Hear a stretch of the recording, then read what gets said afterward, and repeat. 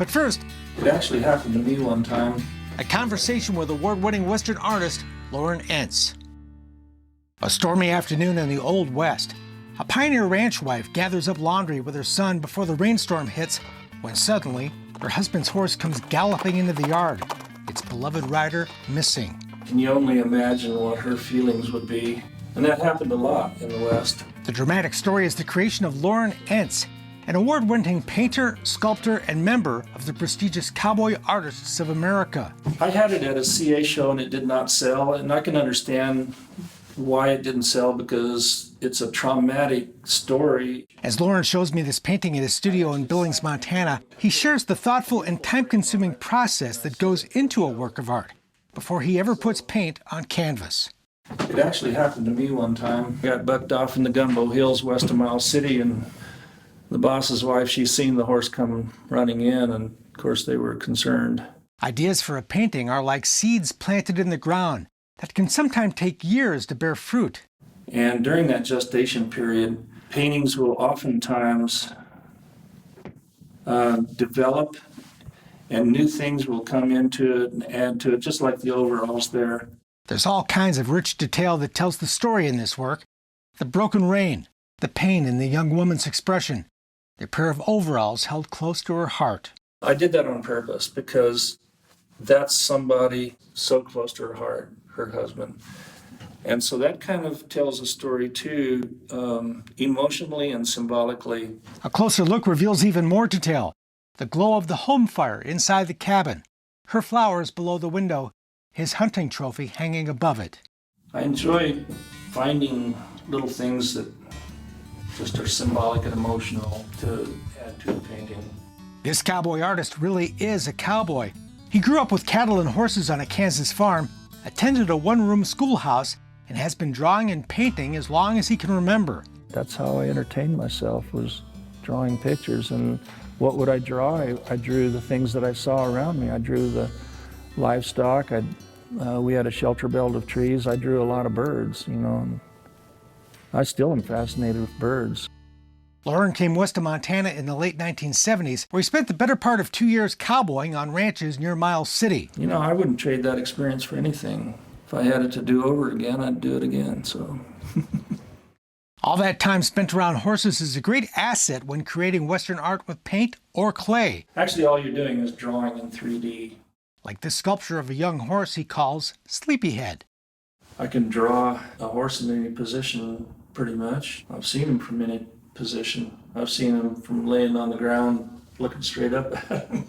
Sleepyhead is a more typical example of the subject matter portrayed in Loren's art, which usually focuses on the quieter side of life in the West and relationships between its people. Growing up on a rural setting, and family life was really important to me. Like my painting called The Gift of Love. It shows a mother who's just given birth to her son, and the young cowboy sitting on the floor next to the bed holding his brand new baby boy. At the time when I was working in eastern Montana on some ranches, and that's when my oldest daughter was born. And so I remember how emotional it was for me when, you know, I held my baby for the first time. It's the kind of work that's long been making an emotional connection with those lucky enough to see it. The greatest satisfaction I get out of my painting is to see the response, how it touches other people. And that to me is a real reward. Loren's won some of the top awards in the world of Western art and exhibited at the most prestigious Western art shows in the country. But perhaps his most exclusive honor is his longtime membership in the acclaimed Cowboy Artists of America. I'm very fortunate to be a part of it. It's been a really great thing. The group's story is told in a new book by Byron Price, The Sons of Charlie Russell. It's a real challenge. And you want to be as good an artist as you can, so when you come to the show, you don't want to fall flat on your face, and so it really challenges you to really reach higher for another level. And that's the way it's been for me all along, is just trying to reach higher to another level.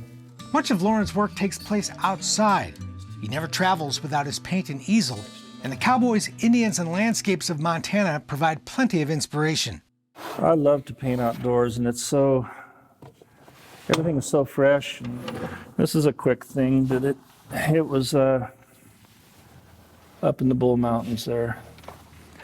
The artist goes out, finds a spot that he's inspired with, sets up his paint equipment, and goes to work, and in just a short amount of time, you come up with something that's a real accurate representation of what's out there. In recent years, Entz has been spending more of his time painting outside with his talented granddaughter, a budding artist at the tender age of 7. She told her mommy, "I don't know if I want to be a mommy like you or an artist like Grandpa."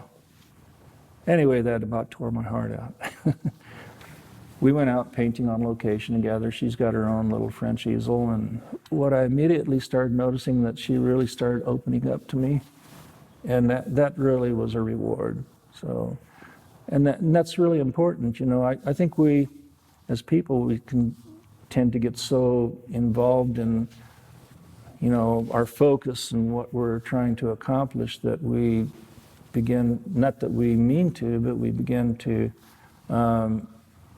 maybe not include somebody as much as we could or should.